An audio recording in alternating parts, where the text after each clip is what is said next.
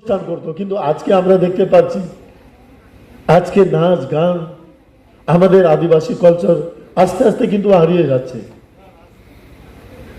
আজকে মাননীয় মুখ্যমন্ত্রী মমতা বন্দ্যোপাধ্যায় এইটাই চাচ্ছে যাতে আদিবাসী কালচার আদিবাসীর ভাষা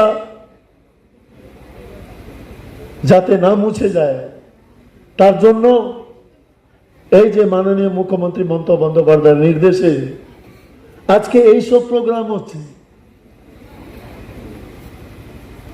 আজকে নিজের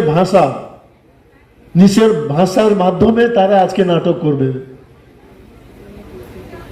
নাটক অনেক, আপনারা চলে যাবেন কলকাতা শহরে গেলে আপনারা নিশ্চয় দেখবেন ওইখানে তারা নিজের ভাষা দিয়ে অনেক বড় বড় নাটক করছে।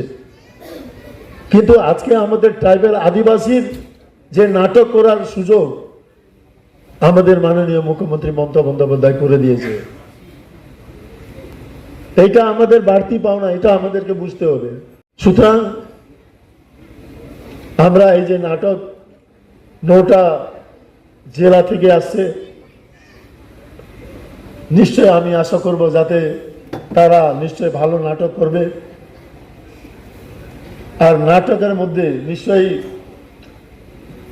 এইখানে কিছু পুরস্কার নিশ্চয়ই আছে, 50,000ও আছে ফার্স্ট প্রাইজ মনে হয়, 40,000ও আছে, 30,000ও আমি দেখতে পাচ্ছি, 15,000ও আছে।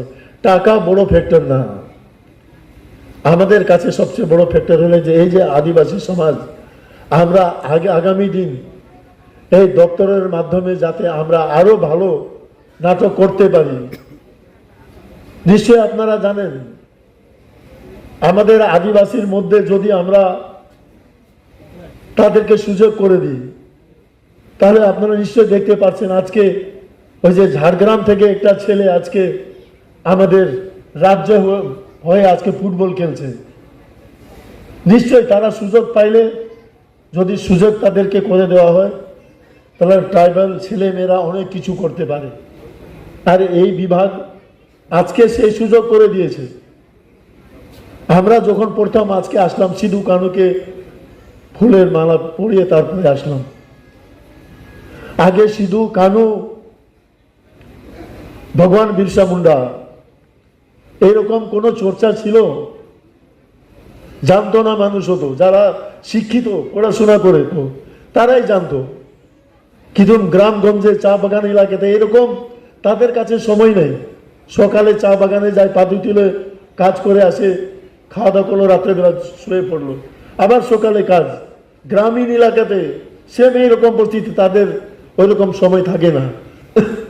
কিন্তু মাননীয় মুখ্যমন্ত্রী মমতা বন্দ্যোপাধ্যায় আজকে এই ট্রাইবাল ডিপার্টমেন্টের মাধ্যমে ভগবান বীর বিরসা মুন্ডা জন্ম জয়ন্তী পালন করা হচ্ছে।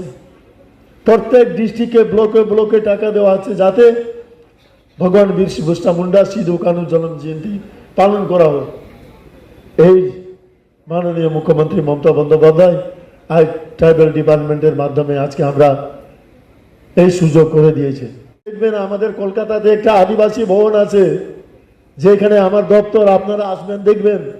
আপনাদের জন্য মাননীয় মুখ্যমন্ত্রী মমতা বন্দ্যোপাধ্যায় এত সুন্দর একটা আদিবাসী বিল্ডিং করে দিয়েছে। ওইখানে যদি এখান থেকে কোনো ছেলে মেয়েরা পড়াশোনা করতে যায়, 2-4 দিন থাকতে হয়, তার ব্যবস্থা আছে। আপনারা গিয়ে দেখবেন কি সুন্দর ব্যবস্থা আছে। আমি মন্ত্রী যখন হই নাই তখন আমি বিশ্বাস করি নাই, কিন্তু আমি যখন মন্ত্রী হই, যখন অফিসে গেলাম তখন দেখলাম আমার মনে হয় দিল্লির বুকে যেখানে দেশের প্রধানমন্ত্রী আছে ওইখানে ওইরকম ব্যবস্থা নাই যেটা আমাদের মাননীয় মুখ্যমন্ত্রী মমতা বন্দ্যোপাধ্যায় আজকে আদিবাসী ভবন করে দিয়েছে। দেখলে আপনারা জানতে পারবেন যে কোন সরকার, কোন মুখ্যমন্ত্রী আমাদের জন্য, আমাদের আদিবাসী সমাজের জন্য এত ভালো ভালো ভালো কাজ করতেছে। আমি আজকে একটা সুযোগ হয়েছে, আমি নিশ্চয়ই বলতে চাই, আমরা সবাই আদিবাসী এখানে আছি, জানা উচিত। আপনারা এটা প্রচার করবেন।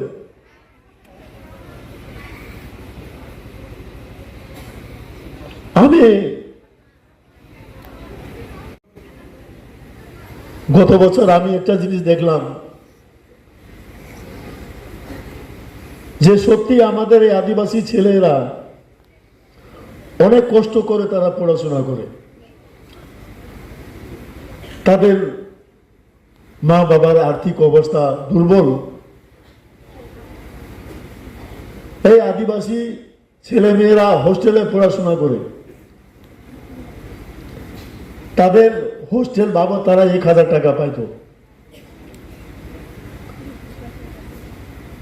এই যে 1,000 টাকা তারা মাসে পাইতো যারা হোস্টেলে থাকতো, শুনে খুশি হবেন। আমার কাছে দিদি একটা ফাইল পাঠিয়ে বলল যে যত হোস্টেলে ছেলে মেয়েরা আছে 1,000 টাকা করে পায়, তাদেরকে 1800 টাকা করে দেওয়া হোক। তার হেড 800 টাকা বাড়িয়ে দিল। আপনারা ভাবুন তো, পশ্চিম বাংলার সমস্ত যারা হোস্টেলে পড়াশোনা করো আদিবাসীদের আজকে 1,000 থেকে 1800 টাকা করে দিল। কয়শো কোটি টাকা একবারে সরকারের খরচা হইল। কিন্তু মুখ্যমন্ত্রী মমতা বন্দ্যোপাধ্যায় কোনো সময় ভাবে নাই যে না, আদিবাসীর জন্য করব না। এক ধাপে 800 টাকা বাড়িয়ে দিল। জানুয়ারি মাস থেকে 1800 টাকা করে আজকে সেই ছেলে মেয়েরা পারছে। গর্ব করে আমরা বলতে পারি যে আমরা আদিবাসী। কেন? আজকে মাননীয় মুখ্যমন্ত্রী মমতা বন্দ্যোপাধ্যায় আজকে পশ্চিম বাংলায় সমস্ত ছেলে মেয়েদের জন্য এসটি সার্টিফিকেটের জন্য অফলাইন থেকে নিয়ে আজকে অনলাইন করে দিয়েছে। আজকে অনলাইনের মাধ্যমে এসটি সার্টিফিকেট পাচ্ছে। পড়োশি রাজ্যে আসাম আছে, চলে যান না ওইখানে। আসাম আপনারা নিশ্চয়ই শুনছেন, হয়তো অনেক অনেক লোক গেছে আসামে। আপনারা খবর নিয়ে দেখবেন ওইখানের আদিবাসীদের কোনো এসটি সার্টিফিকেট নাই। আদিবাসীর নিজের অধিকার তারা পায় না। ওইখানের আদিবাসীরা, ওইখানের আদিবাসীরা জয় জোহর পেনশন পায় না। ওইখানের আদিবাসীরা লক্ষ্মী ভান্ডার পায় না। আমার নিজের রিলেটিভ আছে, আমাকে বলে যে তোমরা কিন্তু খুব ভালো আছে, তোমাদের জন্য চাকরির জন্য সিট রিজার্ভেশন আছে, স্কুলের পড়াশোনার জন্য রিজার্ভেশন আছে, সব কিছু আদিবাসীর জন্য একটা রিজার্ভেশন আছে। কিন্তু আমাদের আসামে আদিবাসীদের জেনারেল কাস্ট হিসাবে গুনতি করা হয়। পাও না। আজকে সম্মানের সঙ্গে আমরা আদিবাসীরা পশ্চিম বাংলায় আছে, সরকার সম্মানের সাথে আমাদেরকে রাখছে। এটা আদিবাসীর কাছে সবচেয়ে বড় পাওনা।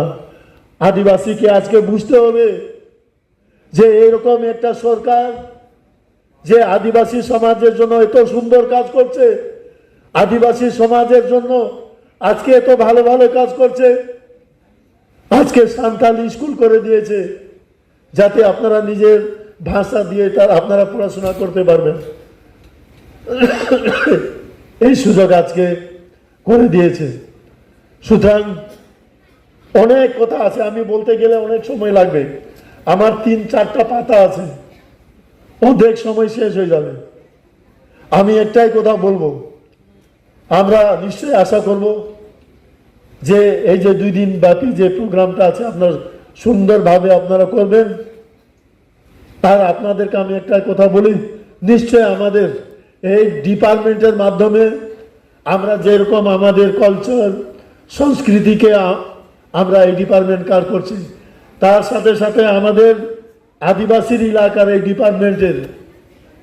ডিপার্টমেন্টের মাধ্যমে আমাদের ওইখানে যদি কোনো রকম এরকম সমস্যা থাকে, নিশ্চয়ই ডিএম ম্যাডাম এখানে আছেন, আমি বলবো নিশ্চয় আপনারা পাঠাবেন। নিশ্চয় আমরা ফার্স্ট প্রায়োরিটি দিয়ে আমরা তাকে দেখব, যাতে সেই সমস্যা সমাধান করার জন্য আমরা চেষ্টা করব। আবার একটা দাদা একটা কথা বলছে নিশ্চয়ই, যে আমরা আদিবাসীরা একটু মেহনতি হই, আমরা পরিশ্রম করি। তো ওইখানে যদি এইরকম সুযোগ আছে যে ওইখানে যদি আমরা চাষ করার জন্য আমরা যদি আমাদের ডিপার্টমেন্ট থেকে কিংবা আরো ডিপার্টমেন্ট আছে হয়তো আমরা জানি না, আরও ডিপার্টমেন্ট আছে, অনেক সুযোগ সুবিধা আছে, সেটা ডিএম ম্যাডাম ভালো করে জানে। ওনার কাছে পুরো ডিটেলস থাকে। নিশ্চয়ই সে আদিবাসী এলাকাতে যাদের চাষের ব্যবস্থা হয় তার জন্য আপনারা পাঠাবেন, যেখানে হবে ওই বিভাগে আমরা পাঠাবো, নিশ্চয়ই চেষ্টা করব।